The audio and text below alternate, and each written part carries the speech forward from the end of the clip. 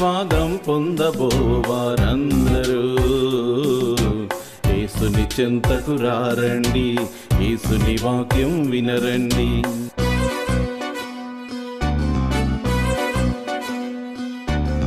ఆశీర్వాదం పొందబోవారందరూ యేసుని చెంతకు రారండి, యేసుని వాక్యం వినరండి. యేసే నీ రక్షకుడు, యేసే మన రక్షకుడు, యేసే లోక రక్షకుడు అని గ్రహించి నడవండి, మేలులు పొందండి. ఆశీర్వాదం పొందబోవారందరూ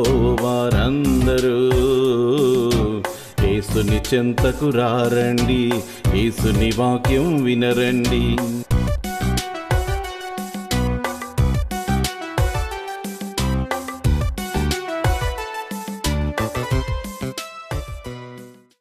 టీవీ ప్రేక్షకులందరికీ మా సింపాల్స్ గ్రేస్ లూథరన్ సంఘము రాజమండ్రి వారు అందించుతున్న అందరికీ ఆశీర్వాదం అనే టీవీ ప్రోగ్రాం తరపున ప్రత్యేకమైన వందనములు తెలియజేస్తున్నాం.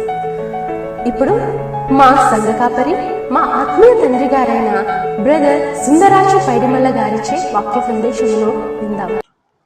క్రీస్తునందు ప్రియమైన నమ్మకమైన దేవుని బిడ్డలారా, దేవుని ఆత్మలారా, మీ అందరికీ మన రక్షకుడు మన ప్రభు అయిన యేసుక్రీస్తు వారి ప్రశస్త నామమున శుభములు, నా నిండు వందనాలు తెలియపరచుకుంటున్నాను. ప్రియులారా, ఎప్పట్లాగే వారం మీకు అందిస్తున్నా అందరికీ ఆశీర్వాదం అనే మా టీవీ కార్యక్రమం ద్వారా దీవింపబడుతూ మాతో మీ ఆనందాన్ని పంచుకున్న ప్రతి ఒక్కరికి కూడా టీవీ పక్షంగా శుభాభివందనాలు తెలియజేసుకుంటున్నాను. ఈ వారం ఒక ఆధ్యాత్మికమైనటువంటి విషయాన్ని పరిశుద్ధాత్మ దేవుని ద్వారా మీకు అందించబోతున్నాను. మరి ఈరోజు గుడ్డివారి యొక్క విశేషం మీతో పంచుకోబోతున్నాను. ఈ లోకంలో కన్నులు లేకపోవడం ఒక శాపంగా చాలామంది చెప్పుకుంటారు. ఈ లోకంలో కన్నులు లేకపోతేనే లోకమంతా చీకటి అని భావంతో ఉంటారు. దేవుని పిల్లలారా, ముందుగా నేను మీకు తెలియచేసేది ఏంటంటే, నీ దేహంలో ఏ అవయవం లేకపోయినా అది శాపమే అనుకుంటే, కానీ దేవుడు నిన్ను సమస్తాన్ని కూడా ఒక ప్రణాళికతో పెట్టి పంపాడు. కొంతమందికి పుట్టుకతోటి గుడివారుగా, కొంతమందిని పుట్టుకతోటే కళ్ళు చేతులు లేనివారుగా, పుట్టుకతో ఏదో ఒక అవయవ లోపంతో కూడా దేవుడు పంపిస్తూ ఉంటాడు. అన్నిట్లో కూడా దేవుని యొక్క ప్రభావం ఉంటుంది. దేవునితో ఉన్న వాళ్ళకి ఏ అంగవైకల్యం ఉన్నా అది ఏమీ అడ్డుకోదు. లోకంతో ఉన్న వాళ్ళకి అన్ని అవయవాలున్నా ఎందుకు పనికిరారు. దేవునితో ఉన్నవాళ్ళు గొప్పవారు. ఎలాంటి అంగవైకల్యం ఉన్నా, ఎలాంటి లోపం ఉన్నా, ఏ స్థితి ఉన్నా, పరలోకపు స్థితి నీకు లేకపోతే ఎందుకు పనికిరావని అర్థం అన్నమాట. కాబట్టి దేవుని బిడ్డలారా, సాధారణంగా ఈ లోకంలో ఉన్న గుడ్డివారు చాలా బాధపడుతూ ఉంటారు. మేము గుడ్డివాళ్ళుగా శపింపబడ్డామా అని అనుకుంటూ ఉంటారు. కాదని దేవుని వాక్యాన్ని బట్టి మీకు నేను ప్రేమపూర్వకంగా తెలియచేస్తున్నాను. ఎందుకంటే భక్తుడైన యోబు గ్రంథంలో 29వ అధ్యాయము 15వ వచనంలో అక్కడ వ్రాయబడిన మాట ఏంటంటే, గుడ్డివారికి నేను కన్నులైతిని, కుంటివారికి పాదములైతిని. దేవుని బిడ్డలారా, ఫస్ట్ మనం గ్రహించుకోవాల్సిన విషయం, గుడ్డివారుగా ఉన్నప్పుడు నీకు దేవుడే కన్నులంట. ముఖ్యంగా అర్థం చేసుకోండి. కళ్ళున్న వాళ్ళకి కూడా దేవుడే కన్నులు. ఎందుకు అంటే 2 కొరింథీ పత్రిక 4వ అధ్యాయం 4వ వచనంలో చూస్తే, దేవుని స్వరూపి అయి ఉన్న క్రీస్తు మహిమను కనుపరచు సువార్త ప్రకాశము వారికి ప్రకాశింపకుండు నిమిత్తము ఈ యుగ సంబంధమైన దేవత అవిశ్వాసులైన వారి మనోనేత్రములకు గ్రుడ్డిధనము కలుగజేసెను అంటున్నాడు. దేవుని స్వరూపి అయి ఉన్న క్రీస్తు మహిమను, ఆ మహిమను కనుపరిచే సువార్త మనకు అందకుండా మన మనోనేత్రాలకు యుగ సంబంధమైన దేవత అంటే అపవాది మనకి గుడ్డితనాన్ని కలుగు చేసిందట. అందుకే కళ్ళున్న గుడ్డి వాళ్ళం ఎక్కువగా ఈ లోకంలో ఉంటున్నాం. కళ్ళున్నాయనే పేరు కానీ మనం చేసే ప్రతి పని గుడ్డి వాళ్ళతో సమానం. తెలిసి తప్పు చేయటం అంటారు దాన్ని. అందులైతే తెలియక తప్పు చేస్తారో, నువ్వు నేను తెలిసి తప్పు చేస్తావు. ఎందుకంటే నీ లోపల ఆత్మ ఉంది, ఆత్మకు నేత్రాలు ఉన్నాయి. ఆ మనోనేత్రానికి ఉన్న గుడ్డితనం ఎవరికైతే తెలుస్తుందో వాళ్ళు ప్రభు దగ్గరికి వచ్చి కన్నులు తెరవ చేసుకుంటారు. యుగ సంబంధమైన దేవత తెచ్చిన గుడ్డితనాన్ని యేసుక్రీస్తు ప్రభు ప్రార్థనలో, ఆయన సహవాసంలో పోగొట్టుకుంటాం. కనుక దేవుని బిడ్డలు ఎప్పుడు కూడా ఆత్మీయమైన గుడ్డితనాన్ని కలిగి ఉండకూడదు. లోక సంబంధించిన గుడ్డితనం ఉన్నా ఆత్మీయమైనటువంటి గుడ్డితనం ఉండకూడదు దేవుని బిడ్డలారా. ఇంకా మనం చూసినట్లయితే యేసుక్రీస్తు ప్రభు వారే స్వయంగా ఒక మాట చెప్తారు. మత్తయి సువార్త 15వ అధ్యాయం 14వ వచనంలో నుంచి మనం చూసినట్లయితే, వారి జోలికి పొకుడి, వారు గుడ్డివారై ఉండి గుడ్డివారికి త్రోవ చూపువారు. గుడ్డివాడు గుడ్డివానికి త్రోవ చూపిన ఎడల వారిద్దరూ గుంటలో పడుదురు కదా అనిను. ఇది యేసుక్రీస్తు ప్రభు వారు ఏ సందర్భంలో చెప్పారంటే, మరి పరిసయ్యుల విషయంలో శిష్యులు ప్రభువుని ప్రశ్నిస్తారు. యేసు ప్రభు వారి యొక్క బోధను పరిసయ్యులు తప్పుగా మాట్లాడతారట, ఆటంకపరుస్తారట. ఆ మాట అది శిష్యులు విని యేసు ప్రభుతో చెప్తారు, ప్రభువా వాళ్ళు ఇలాగ అంటున్నారు అంటే, అప్పుడు ప్రభు చెప్పిన మాట ఏంటంటే, వారు గుడ్డివారై ఉండి గుడ్డివారికి త్రోవ చూపేవారు అంటారండి. ఈ రోజున క్రైస్తవ సేవకుల్లో చాలామంది వాళ్ళు తప్పు మార్గంలో నడుస్తూ తప్పుడు బోధలు బోధిస్తూ జనాలను నరకానికి త్రోసివేస్తున్నారు. పరలోకానికి తీసుకెళ్ళి వెళ్ళవలసినటువంటి సేవకులు వాళ్ళు వెళ్ళట్లేదు, వీళ్ళు వెళ్ళనివ్వట్లేదు. అందుకే ప్రభువారు చెప్పారు, గుడ్డివాడు గుడ్డివానికి త్రోవ చూపిన ఎడల వారిద్దరూ గుంటలో పడుదురు కదా అని. ఇది భూ సంబంధించిన మాటే ప్రభు చెప్పారు, కానీ పరలోక సంబంధించిన మాట ఏంటంటే వారిద్దరూ నరకాగ్నిలో పడతారు. బోధించిన వాడు పడతాడు, బోధ విని ఆ బోధ ప్రకారంగా జీవించేవాడు పడతాడు. అందుచేత ప్రభువారు చెప్పిన మాటల అంతరం ఏంటంటే, ఆత్మీయమైన గుడ్డితనానికి సెలవు ఇవ్వండి. శారీరకమైన గుడ్డితనానికి మనం మందు వేసుకోలేము. ఇప్పుడైతే ఆధునిక వైద్యాలు వచ్చి మరి కన్ను తీసి కన్ను పెట్టే పరిస్థితులు కూడా అక్కడక్కడ కనబడుతున్నాయి దేవుని బిడ్డలారా. యోహాను సువార్త 9వ అధ్యాయము 3వ వచనంలో పుట్టి గుడ్డి వాని విషయంలో యేసుక్రీస్తు ప్రభు చెప్పిన మాట ఏంటంటే, వీడైనను వీని కన్నవారైనను పాపము చేయలేదు గాని దేవుని క్రియలు వీరి యందు ప్రత్యక్షపరచబడుటకే వీడు గుడ్డివాడుగా పుట్టెను. చూడండి, కొంతమందిని శారీరకమైన గుడ్డి వాళ్ళ విషయంలో దేవుని ప్రణాళిక కూడా ఉంటుందట. ఇది అర్థం చేసుకుంటే అందులైన వారు చింతపడరు. దేవుడు ఏదో ఒక ప్రణాళికతో పెడుతూ ఉంటాడట అలాంటి పనులు కూడా. ఆ గుడ్డితనం అతనికి లేకపోతే దేవుని మార్గాన్ని విడిచిపెట్టి వెళ్ళిపోవడానికి అవకాశం ఉంటుందంట. అందుకే దేవుడు తన మార్గంలో తన సాధనంగా వాడుకోవడానికి ఇలాంటి చిన్న చిన్న కార్యాలు దేవుడు పెడుతూ ఉంటాడట. అంచేత ప్రియమైన దేవుని బిడ్డలారా, యేసుక్రీస్తు ప్రభు వారు ఇదే యోహాను సువార్త 9వ అధ్యాయం 41వ వచనంలో ఆయన ఏమంటాడంటే, అందుకు యేసు, మీరు గుడ్డివారైతే మీకు పాపము లేకపోవును గాని చూచుచున్నామని మీరిప్పుడు చెప్పుకొనుచున్నారు గనుక మీ పాపము నిలిచి ఉన్నదని చెప్పాను. ఇది యేసుక్రీస్తు ప్రభు వారు చెప్పిన మాట ఏంటంటే, గుడ్డివారైతే మీకు పాపము లేకపోవును అంటున్నాడండి దేవుని బిడ్డలారా. అంటే దాని అర్థం ఏంటంటే, కొంతమందికి అంధత్వం ద్వారా పాపం లేకుండా చేయడానికి దేవుడు అలాంటి క్రియలు కూడా చేస్తారని అర్థమవుతుంది. దీంట్లో పాపం వలన వచ్చే జీతం మరణం అని మనకు తెలుసు. ఆ మరణాన్ని తప్పించడానికే దేవుడు ఈ విధమైనటువంటి కార్యాలు చేస్తున్నారని ప్రభు మాటను బట్టి అర్థమవుతుంది.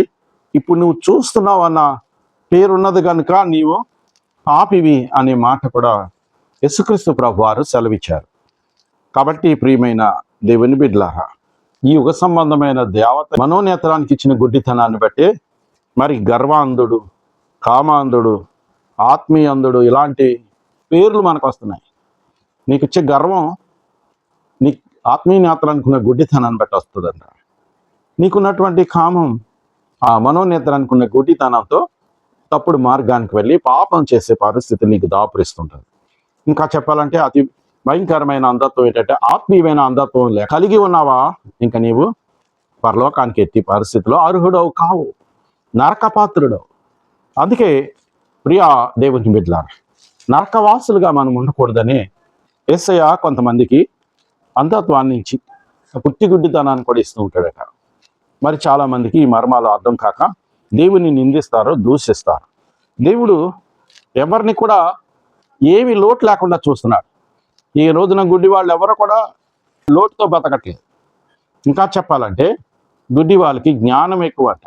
ఇందాక మనం చదువుకున్నాం కదండి, గుడ్డివానికి నేను కన్నులు అవుతానని యోబు పత్రికలో మరి దేవుడు సెలవిచ్చినట్లుగా లాక్ సంబంధించిన అందులకి దేవుని కన్నులు పనిచేస్తాయి. దేవుని కన్నులు పనిచేయడం వలన వాళ్ళకి ఏ ప్రమాదాలు జరగవండి. మీరు గమనించండి, రోడ్డు మీద యాక్సిడెంట్లు జరగడం మనం చాలామంది విషయంలో చూసాం. పలానా గుడ్డివాడు పలానా కారు కింద లారీ కింద పడి చనిపోయాడని ఎక్కడ ఏ పేపర్లో చూడలేదు. ఎందుకు అంటే వాళ్ళు ఆత్మనేత్రాలు దేవుని నుంచి వస్తాయి వాళ్ళకి. అందుచేత కాపుదల ఉంటుంది, వాళ్ళ చుట్టూ దూత కాపుదల ఉంటుంది అన్నమాట. దూత కాపుదల ఉంటుంది కనుక దేహానికి అంధత్వం ఉంది కానీ ఆత్మకు అంధత్వం ఉండదు. అందుచేత వాళ్ళ వల్ల చాలామంది రక్షింపబడుతూ ఉంటారు. ఈ రోజున బ్లైండ్ మిషన్ అని ఆ బ్లైండ్ సంబంధించిన వాళ్ళు గొప్ప సేవలు చేస్తున్నారండి, ఎంతమందినో రక్షిస్తున్నారు. దానికి కారణం పరిశుద్ధాత్మ దేవుడు వాళ్ళు ఉన్నాడు కనుక. వాళ్ళ కళ్ళకు అంధత్వం ఉన్నా వాళ్ళ ఆత్మకు అంధత్వం లేదు అనేది దీన్ని బట్టి మనకు అర్థమవుతుంది. మనకేమో కళ్ళకు అంధత్వం లేదు కానీ ఆత్మకు అంధత్వం ఉండడం వలన మరి బతికుండి దేవుని బిడ్డలు అయ్యండి, ప్రార్థనా పరులు అయ్యండి, నరకపాత్రలు అవుతున్నాం. కారణం మనకున్న ఆత్మకున్న అంధత్వమే. అందుచేత ప్రియమైన దేవుని బిడ్డలారా, దేవుని సేవ చేసే వాళ్ళు ఎప్పుడు కూడా ఆత్మీయమైన అంధత్వం ఉండకూడదు. అందుకని మత్తయి సువార్త 23:26లో పరిసయ్యుని యేసుప్రభువారు ఏమన్నారంటే, గుడ్డి పరిసయ్యుడా, గిన్నెయు పళ్ళెమును వెలుపల శుద్ధి అగునట్టుగా ముందు వాటి లోపల శుద్ధి చేయము అంటున్నాడండి. గుడ్డి పరిసయ్యుడా అనే పదాన్ని ఎందుకు వాడవలసి వచ్చిందంటే, అతనికి దేహానికి పరిశుద్ధత ఉంటుంది, పరిశుద్ధమైన వస్త్రాలు ధరిస్తారు, పరిశుద్ధమైనటువంటి భోజనం చేస్తారు, దేహానికి సంబంధించిన పరిశుద్ధతలో జాగ్రత్తలు బాగా తీసుకుంటారు. కానీ ఆత్మీయమైన పరిశుద్ధతలో వాళ్ళకి ఏమాత్రం జాగ్రత్తలు ఉండవు. అందుచేత ఆత్మీయమైన అందులు కాబట్టి గుడ్డి పరిసయ్యుడు అనే పదాన్ని వాళ్ళ కళ్ళు ఉన్నాయి కానీ ఆత్మనేత్రాలు లేవని ప్రభువుకి తెలుసు. అందుకే ప్రభు గుడ్డి పరిసయ్యుడా అనే పదం వాడాడు. ఈ రోజున సేవకులైన మేము కూడా అలా ఉంటే గుడ్డి సేవకుడు అనే పదానికి అర్హులు మనం. అందుకని యెషయా గ్రంథం 42:19 మనం చూసినట్లయితే, నా సేవకుడు తప్ప మరి ఎవడు గురిడివాడు, నేను పంపు నా దూత తప్ప మరి ఎవడు చెవిటివాడు, నా భక్తుడు తప్ప మరి ఎవడు గురిడివాడు, యెహోవా సేవకుడు తప్ప మరి ఎవడు గురిడివాడు. ఈ మాటలు దేవుడు ఎంత ఆవేదనతో మాట్లాడి ఉంటారో దేవుని బిడ్డలారా అర్థం చేసుకోండి. నా సేవకుడు తప్ప ఎవరు గుడ్డివాడు, నా భక్తుడు తప్ప ఎవరు గుడ్డివాడు అనే పదాలు వాడారంటే మనం కళ్ళున్న గుడ్డివాళ్ళం. ఈ వాక్యం విన్న తర్వాత నువ్వు చేయవలసిన మంచి పని ఏంటంటే, నీ మనోనేత్రానికి ఉన్న గుడ్డితనాన్ని తీసేసుకో. నీ ఆత్మీయమైన గుడ్డితనానికి సెలవు ఇవ్వడానికి వాక్యం సహాయం చేస్తుంది, వాక్య సందేశం సహాయం చేస్తుంది. అది నీ హృదయంలోనికి చేరాల. వినడానికి మాత్రం పరిమితం పెట్టుకుంటే నువ్వే విమర్శిస్తావు, మంచి మాటలను విమర్శిస్తావు, నష్టపోతావు. అందుకే మంచి మాటలు కాదు మీరు విమర్శించవలసిన విషయం, మంచి మాటలు ఎప్పుడు కూడా నీవు చేర్చుకొని దాని ప్రకారంగా చేయటానికి ఇష్టపడాల. అప్పుడు నీవు దీవింపబడతావు. దేవుని బిడ్డలారా, ఎప్పుడు కూడా లోక సంబంధించినటువంటి అంధత్వానికి ఇష్టపడకండి. ఆత్మీయమైన గుడ్డితనాన్ని అస్సలు ఉండనివ్వకుండా చూసుకోవాలి. ఆత్మీయమైన వెలుగును ధరించుకొని ఉండాలా. యేసుక్రీస్తు ప్రభువారు చెప్పిన మాట ఏంటంటే, నేను లోకమునకు వెలుగును అని చెప్పిన యేసు ప్రభువారు కూడా మీరు లోకానికి వెలుగు అనే పదం రెండు ఆయన మాట్లాడారు. ఆయన మొదటి వెలుగు, ఆయనను వెంబడించే వారు అందరికీ వెలుగే ఉంటుంది. మనకు తెలుసు కదండి, సూర్యుని కాంతి చంద్రుని మీద పడితేనే చంద్రుడు ప్రకాశిస్తాడట. కానీ నక్షత్రాలైనా చంద్రుడైనా సూర్యుని కాంతికే ప్రకాశిస్తారని సైన్స్ రుజువు చేస్తుంది. మనం కూడా బైబిల్ కూడా అదే చెప్తుంది. దేవుని పిల్లలు నితిసూరుడైన దేవుని కాంతిని మనం ధరించినప్పుడే ఆయన వెలుగు, ఆయన పిల్లలమైన మనం కూడా వెలుగుగా, లోకానికి వెలుగు అని చెప్పడం ప్రభు యొక్క ప్రేమకు నిదర్శనం. ఈ లోక్ సంబంధించినటువంటి గుడ్డితనాలకు మనం సెలవివ్వాల. ఆత్మీయమైన గుడ్డితనం ఏం చేస్తుందంటే, నిర్గమకాండం 23వ అధ్యాయము 8వ వచనంలో అంటాడు ఆయన, లంచము తీసుకొనకూడదు, లంచము దృష్టి గలవానికి గుడ్డితనము కలుగు చేసి నీతిమంతుల మాటలకు అపార్థము చేయించును. ఇది చాలా స్పష్టంగా మనకు కనబడుతుందండి.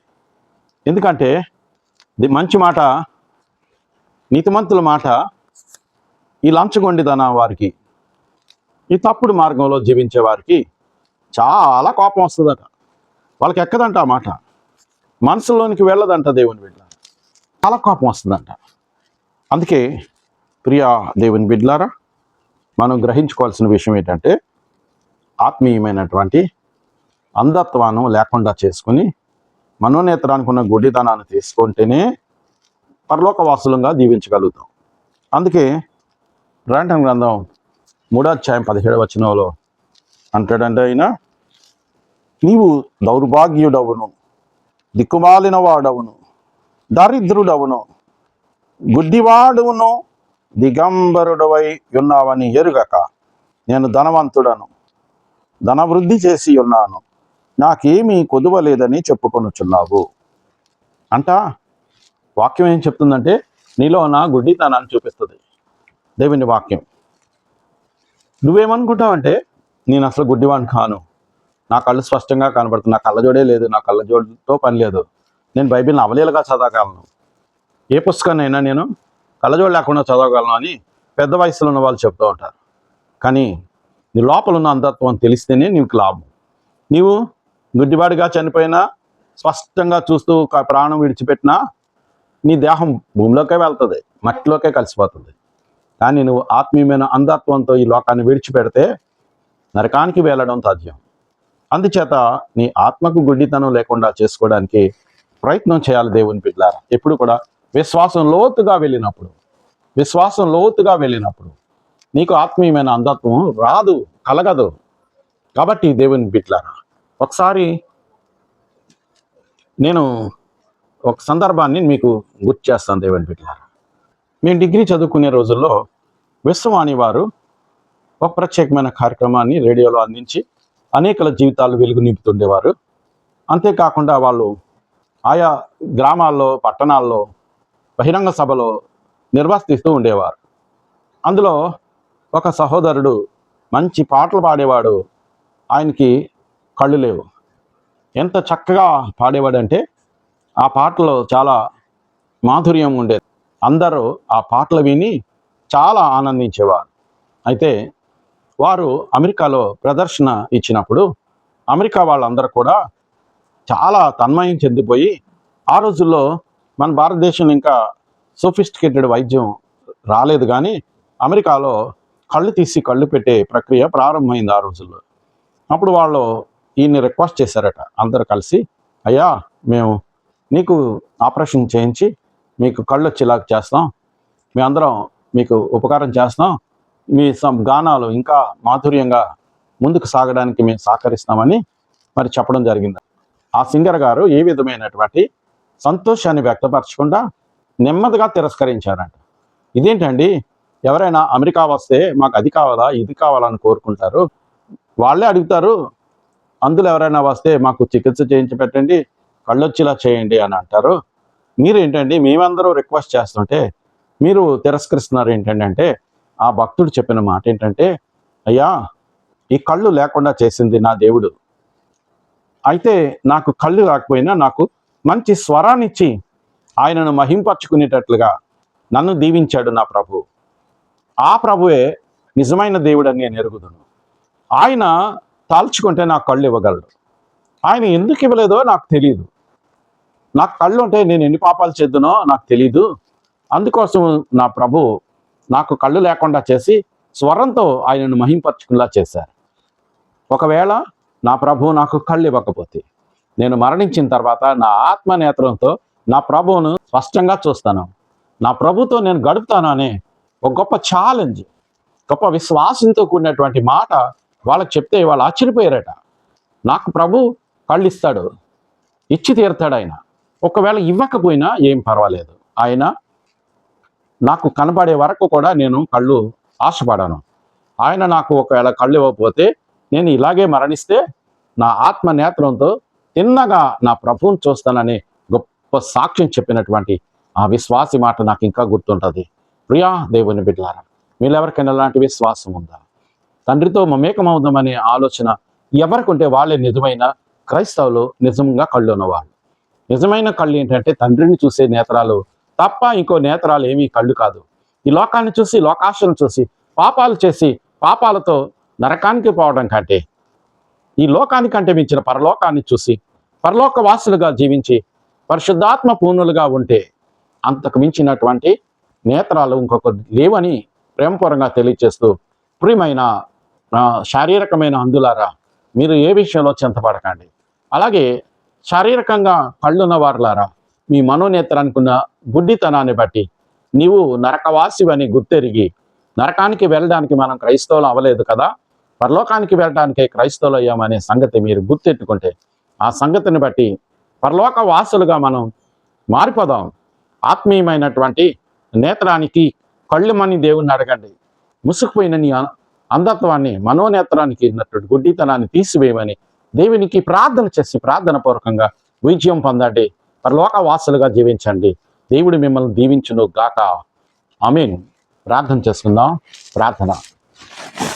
ప్రేమగల తండ్రి, పరిశుద్ధుడా యేసు నాన్నగారు, నీ బంగారు పాదాలకు వెళ్ళలేని వందనాలు, స్తుతులు, స్తోత్రాలు చెల్లిస్తూ తండ్రి, ఇంతవరకు కళ్ళున్న అందుల కొరకు మేము తెలుసుకున్నాం ప్రభు. కళ్ళు లేని కబోదులు ఎందరో ఈ లోకంలో ఉన్నారు. వాళ్ళందరూ హాయిగా జీవిస్తున్నారు తండ్రి. కళ్ళున్న వాళ్ళకి కష్టాలు, నష్టాలు, బాధలు, కన్నీరు ఎక్కువ కనబడుతున్నాయి తండ్రి. కారణం మనోనేత్రానికి ఉన్న గుడ్డితనం అని ఇప్పుడు వాక్యం ద్వారా సెలవిచ్చావు. దీన్ని తెలుసుకొని మేము పరిశుద్ధులుగా మారడానికి, ఆత్మీయమైనటువంటి కళ్ళున్న వారుగా మారడానికి సహాయం చేయమని అడుగుతున్నాను. ఈ ప్రార్థనలు ఏకీవించిన వారికి ఏ కష్టం ఉన్నా తీసివేయండి. ఎట్టి వ్యాధి, రోగం ఉంటే యేసునామమున స్వస్థత కలుగును గాక. అలాగే ఈ ప్రార్థనలో ఏకీవించిన ప్రతి ఒక్కరిని వారి మనసులో ఉన్న కోరికలకు జయమునిచ్చి విజయం ఇచ్చి దీవించుమని, చదువుకున్న పిల్లలకు తెలివి, జ్ఞానం, ఆయుష్, ఆరోగ్యాలు ఇవ్వండి. అలాగే నాయన జ్ఞానాన్ని రెట్టింపు చేసి జ్ఞాపక శక్తిని రెట్టింపు చేయండి. సంతానలేమితో ఉన్న వారి గర్భఫలాలు దయచేయండి. గర్భిణీ స్త్రీలకు సుఖ కాన్పులు దయచేయండి ప్రభువ. వివాహం కావాల్సిన వారి చక్కని సంబంధాలతో వివాహాలు దయచేయండి యేసయ్య. అలాగే నిరుద్యోగులుగా ఉన్న బిడ్డలకు చక్కని ఉద్యోగం, ఉపాధి వచ్చి కుటుంబ పోషణ దయచేయమని అందరినీ దీవిస్తూ, అందరినీ ఆశీర్వాదిస్తూ, ప్రార్థనలో ఏకీవించిన వారి అవసరాలన్నీ తీర్చుతూ ప్రత్యేకమైన మేలుతో నింపి తృప్తిపరచుమని జీవం గల నజరేయుడైన సజీవం గల నమ్మకమైన యేసునామమున ప్రార్థించి వేడుకుంటున్నాం ప్రేమ తండ్రి. ఆమేన్. తండ్రి, కుమార, పరిశుద్ధాత్మ త్రియేక దేవుని దీవెనలు సదా కూడి ఉన్న మీకు ప్రార్థనలో ఏకీవించిన ప్రతి బిడ్డకు, వాక్యంలో బలపడిన ప్రతి బిడ్డకు తోడైనను గాక. ఆమేన్. ఆమేన్. ఆమేన్. ఇప్పటి వరకు వినిన ఆధ్యాత్మిక సందేశం ఆశీర్వాదకరంగాను దీవెనకరంగాను ఉన్నదని మేము విశ్వసిస్తున్నాం. మీ ప్రార్థన అవసరతలు మాకు తెలియపరచగలరు. మా యొక్క చిరునామా brother Sundarraju Paidimalla, care of Shri సెబ్రేటి లాజర్ గారు, treasurer, Saint Paul's Grace Lutheran church, Gorakshanpeta, Rajahmundry 533103. మా యొక్క ఫోన్ నంబర్లు 9848628658. మరి యొక్క నెంబరు 9908990978. ఏమిటో తండ్రి ఈ దీనులపై ఇంత జాలియా, ఏమిటో తండ్రి ఈ దీనులపై ఇంత జాలియా, పాపముతో నిన్ను సిలువ వేసిన, పాపముతో నిన్ను సిలువ వేసిన, కోపము చూపక కాపాడినా, ఏమిటో తండ్రి, ఏమిటో తండ్రి ఈ దీనులపై ఇంత జాలియా, ఏమిటో తండ్రి ఈ దీనులపై ఇంత జాలియా.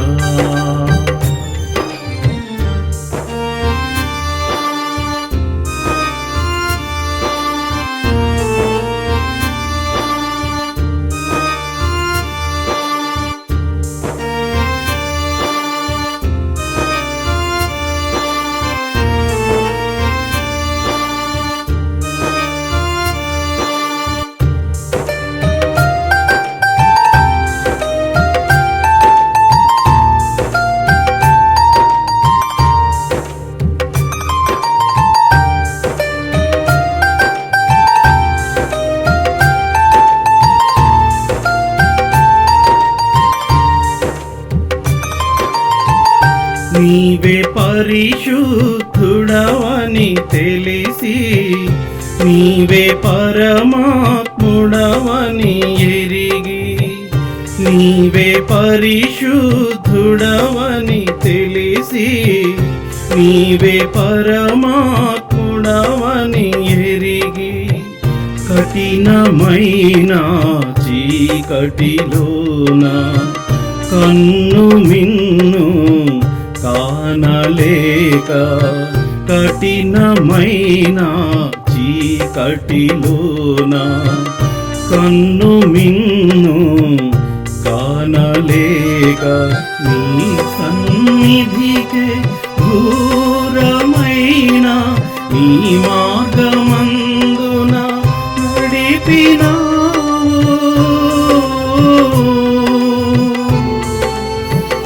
నీ రక్షణ వెలుగు చూపినావు. ఏమిటో తండ్రి ఈ దీనులపై ఇంత జాలియా. ఏమిటో తండ్రి ఈ దీనులపై ఇంత జాలియా.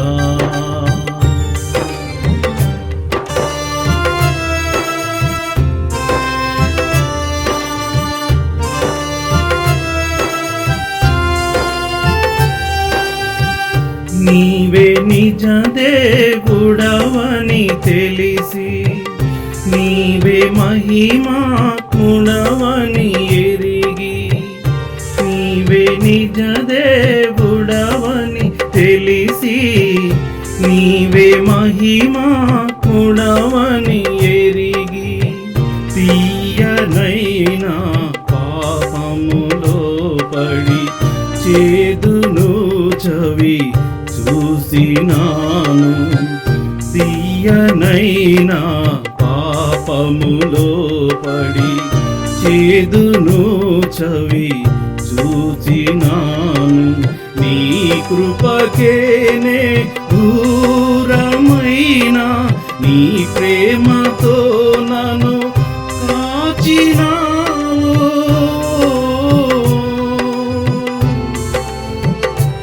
నీ సత్య సన్నిధి చూపినావు. ఏమిటు తండ్రి ఈ దీనులపై ఇంత జాలియా. ఏమిటో తండ్రి ఈ దీనులపై ఇంత జాలియా. పాపముతో నిన్ను సిలువ వేసిన, పాపముతో నిన్ను సిలువ వేసిన, కోపము చూపక కాపాడినా. ఏమిటో